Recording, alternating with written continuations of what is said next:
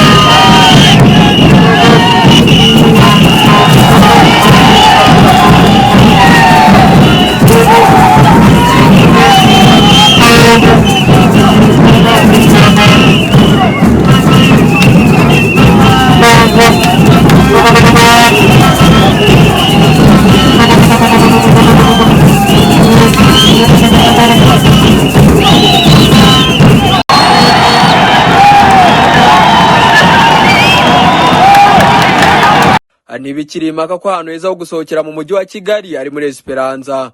Muri Esperanza usanga ibyo kunywa haba ari ibisembuye n'ibidasembuye, ibyo kurya by'ubwoko bwose, amacumbi, massage n'ibindi bitandukanye. Wazana n'inshuti zawe cyangwa umuryango wawe ubundi bagataha bakwirahira, kuko dufite ahantu hagari hisanzuye abantu baganirira ariko banasangira. Ku bakunzi b'umupira w'amaguru tubafite screens bafasha kwirebera shampiyona zitandukanye zo ku mugabane w'Uburayi no muri Afurika. Esperanza iri Kicukiro mu Kagarama, ariko ushaka kugira ikindi ubaza waduhamagara kuri 0788 Ikirenze ibindi byose ariko twaguye n'imipaka, dore ko n'abari mu karere ka Rubavu nabo twabatekerejeho tukabafungurisha mitwise Bistro Classique ni mu mujyi wa Rubavu imbere ya Zigama CSS.